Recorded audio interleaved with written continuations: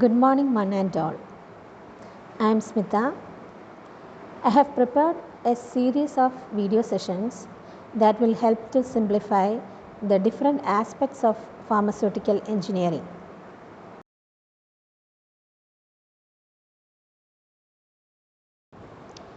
In order to understand the flow of fluids, we need to know what is a fluid.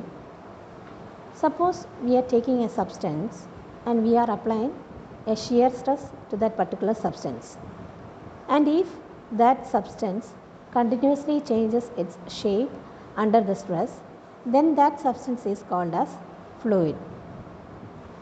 So now you understand this carefully. A fluid is a substance that continually deforms under an applied shear stress. Deforms means it changes its shape continuously. As you know, there are different phases for the matter, like solid, liquid, gas, plasma, etc. Fluid is one of the elements of the phases of matter.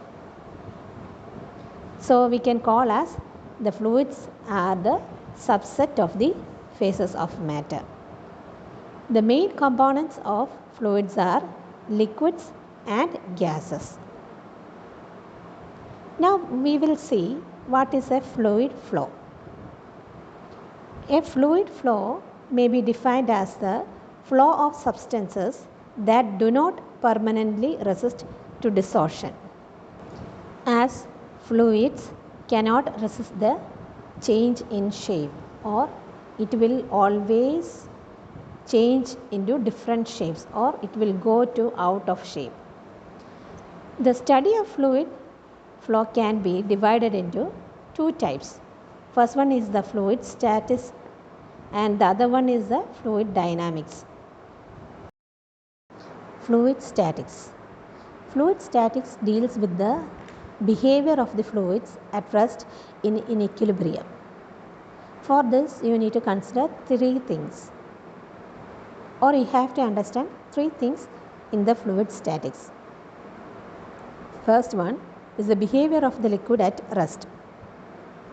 Second one is the nature of the pressure it exerts. And the third one is the variation of the pressure at different layers.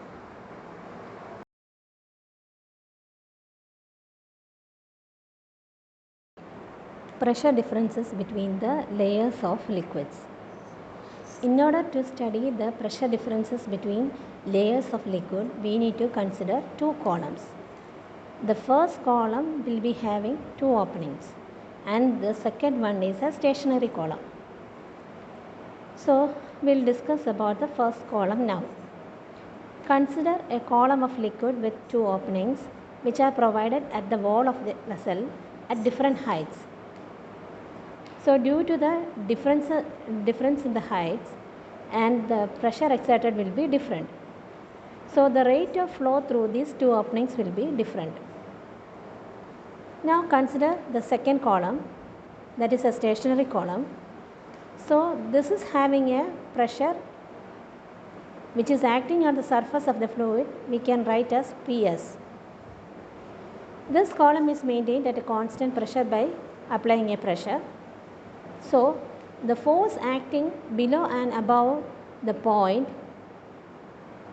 will be evaluated. Here you can see point 1 and point 2. So the force acting below and above the point 1 we can write as the force on the surface plus the force exerted by the liquid above the point 1.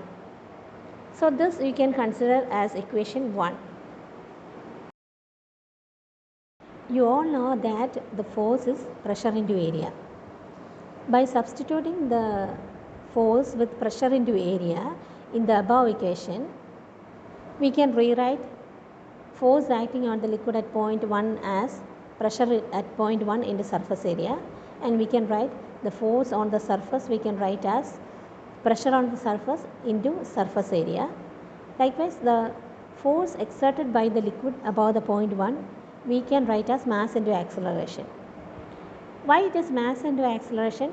Because it is actually the weight of the liquid at the point 1, and the acceleration that is due to gravity.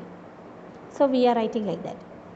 So by substituting the force with pressure into area of the cross section in equation 1, we will get the equation as pressure at point 1 into surface area is equal to pressure on the surface into surface area plus mass into acceleration. So this equation we can consider as 2.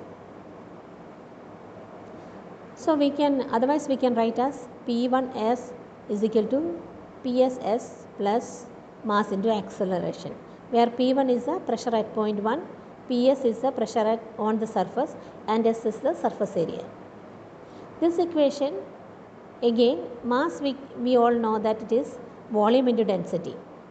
So if we rewrite the mass with volume into density, we can write as P1S is equal to PSS plus volume into density into acceleration.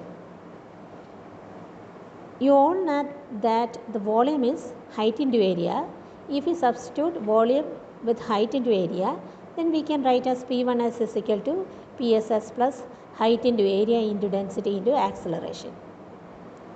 P1S is equal to PSS plus H1S into rho into G, where P1 is the pressure at the point 1 and S is the surface area, PS is the pressure on the surface, H1 is the height at point 1, rho is the area, density, and G is the acceleration that is due to gravity. Since the cross-sectional surface area is same, we can delete all the S that is present in equation 3 and we can write as P1 is equal to PS plus H1 rho G. So the pressure acting on the point 2 we may write as P2 is equal to PS plus H2 rho G, where P2 is the pressure acting at point 2 and H2 is the height at the point 2. So difference in the pressure that is obtained by subtracting the equation 4 from the equation 5, you will get P2 minus P1 is equal to G we are taking as a common factor and we can write as PS plus H2 into rho minus PS plus H1 into rho into G, or we can write as delta P. Delta P represents the change in the pressure, that is P2 minus P1, that is equal to PS plus H2 rho minus PS minus H1 rho into G. Otherwise we can write as delta P is equal to delta H rho G. So this is the final equation we are getting.